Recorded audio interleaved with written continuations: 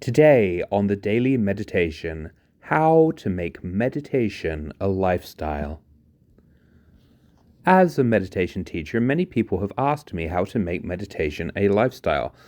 The allure of doing so is immediately apparent. Imagine spending your whole life with the same feeling of calm that you get when you meditate. No more stress or anxiety, just inner peace and serenity. Does that sound too good to be true?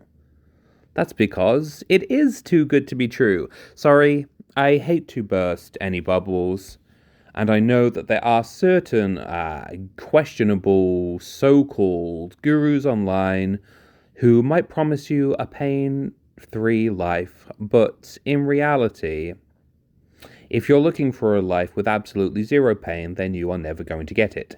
No, never. But, that doesn't mean that you shouldn't live your life following the principles of meditation, being mindful, being compassionate, and all that jazz. Doing so will help you to be as peaceful inside as you possibly can be. So how do we live a meditation lifestyle? Well, first let's examine what exactly it means to live the meditation lifestyle. Living the meditation lifestyle means that we take the core principles of mindfulness and meditation and we apply them to our everyday life. With that in mind, it's worth reviewing exactly what meditation is about. It's about focusing on the present moment, accepting both bad and good thoughts and emotions, recognizing the oneness that we share with the world, with the universe, and with other living beings, cultivating compassion for all, and some people believe that a meditation lifestyle should also involve specific diets, exercise regimes, and things like that. However, such things as diet and exercise are a result, not a cause. They are the result of having compassion for the body, and I'll explain more on that a little bit later. When we live a meditation lifestyle, we do all these things. We try to focus on now as much as possible. We accept that we will experience both pleasant and unpleasant states of mind, and we neither cling to them nor fight them. We recognize that we are always in a symbiotic relationship with everyone else on the planet, and we make compassion our modus operandi. So let's look at precisely how to do all of that.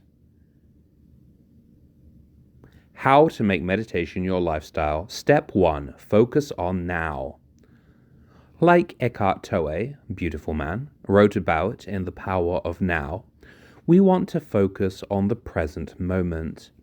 The problem is, as Lao Tzu said, that sadness makes us think of the past, anxiety makes us think of the future, and it can be a challenge to stay grounded in the present moment. To stay focused on now, we need to practice mindfulness. And my personal favorite way to do that, other than conventional meditation, is with what I call my mindful senses countdown. I use this exercise frequently to anchor myself in the present moment. I do it about 8 times a day, and it only takes about 1 minute each time. So here is how to do my mindful senses countdown. Step 1. Name 5 things that you can see, and I recommend that you do this now. Go ahead and name 5 things that you can see.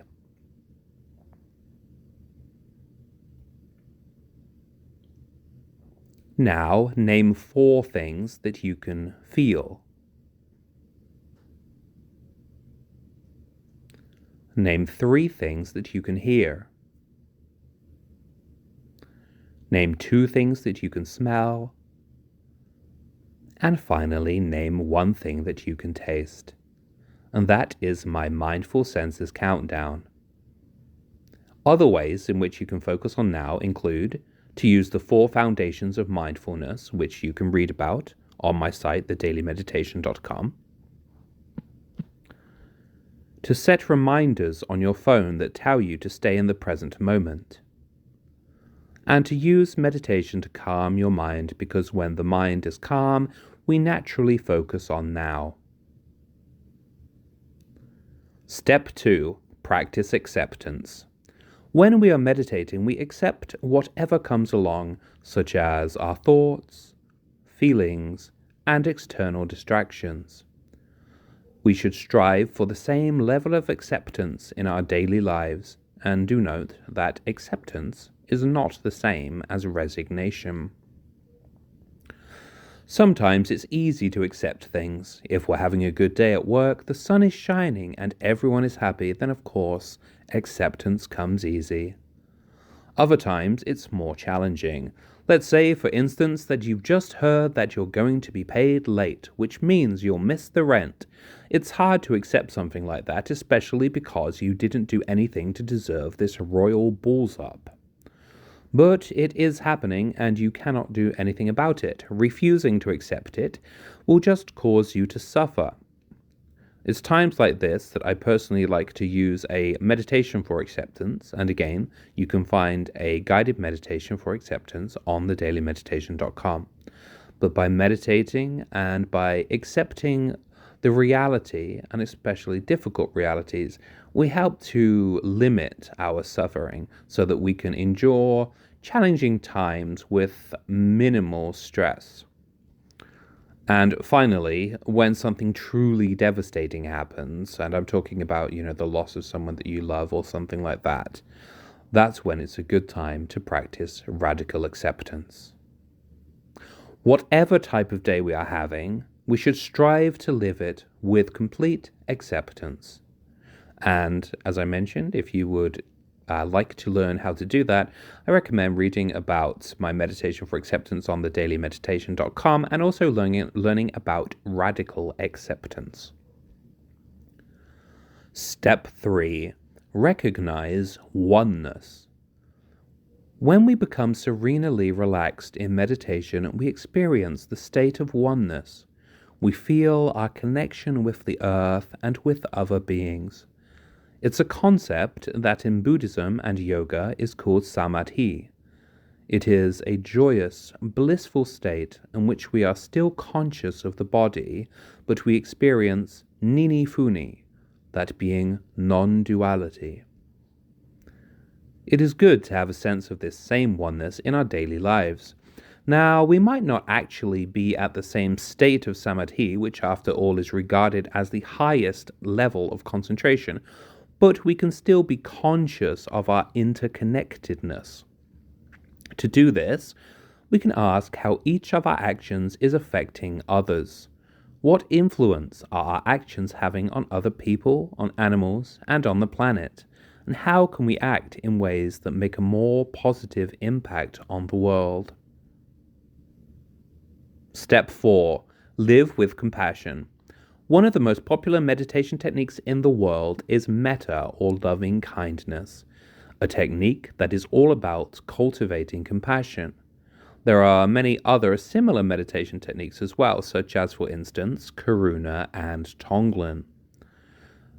Plus, perhaps the single most important aspect of Buddhism, and indeed of many other spiritualities, is to live with compassion. Therefore, to make meditation a lifestyle, we need to be compassionate to others and to ourselves. Begin by being conscious of how your actions are affecting others, and by choosing to focus on deeds that ease the suffering of others and help them to feel joy. And at the same time, be compassionate to yourself. This includes choosing to be compassionate to the body, such as by limiting toxins, eating healthily and exercising, and it also means being compassionate to the mind by meditating, avoiding information overload, and practicing good general mental hygiene. And when I say good mental hygiene, I essentially mean the way that we think and also the information that we choose to take into the mind. Step 5. Have intention and purpose. When we practice mind-body meditations, for instance, Tai Chi, Qigong, and yoga, we are consciously aware of our every movement.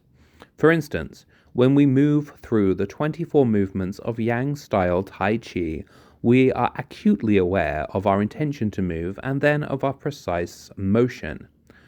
While we might not experience quite the same level of consciousness in everyday life, we can strive to set our intentions mindfully and to be conscious of our actions.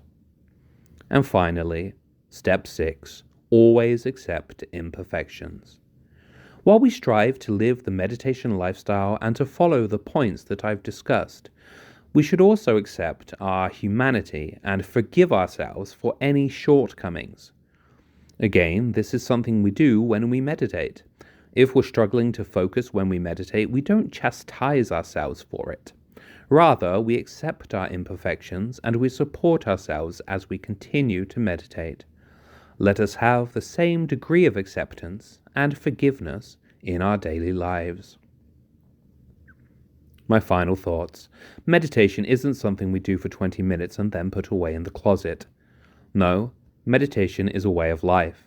By living in accordance with the fundamental aspects of meditation, by being present, accepting, compassionate, and conscious of our actions, we can live lives of peacefulness and purpose.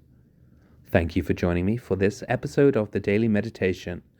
I invite you to like this episode and to subscribe. I appreciate all of your support. See you next time.